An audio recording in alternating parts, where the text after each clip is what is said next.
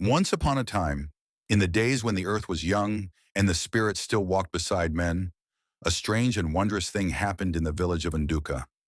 Sit close, my friends, for today's tale is about the boy who could hear animals speak. It began with a child named Kina, quiet, gentle, and born with eyes that sparkled like morning dew. While other children played and shouted, Kina listened. And one day, the world answered. Nduka village sat between wide savanna grasslands and deep whispering forests. The elders always said nature spoke to those who truly listen. But only Kina heard its voice clearly.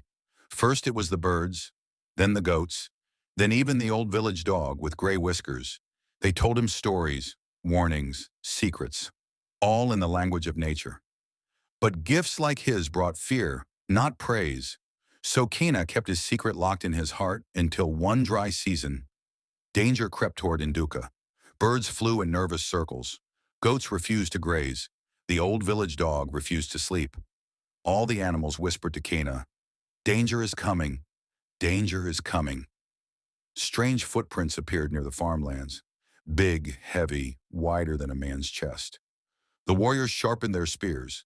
The chief called a gathering, but no one knew what they were facing. Only Kina did. The elephants were coming. Not out of anger, but desperation, hunters from far away had driven them from their watering place. Now they marched straight toward Nduka. Kina stood before the chief, trembling like a leaf. "Great chief," he said, "the elephants seek water. They do not want war. If we help them, they will spare our village." Some laughed, some shook their heads, but before doubt could settle, the ground began to rumble. The herd was already near. Under the silver light of the moon, Kina walked to the edge of the forest. Barefoot, unarmed, fearless. The elephants emerged, massive, silent giants with tusks shining like pale moons.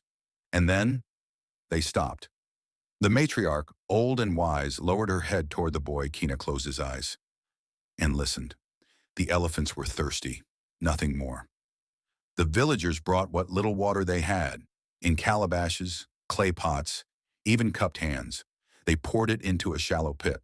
The elephants drank until their anger melted away like early morning mist.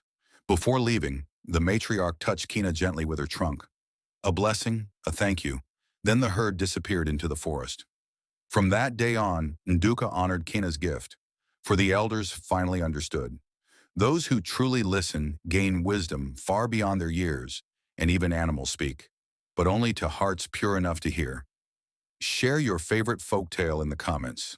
And don't forget to follow for more stories from the old days.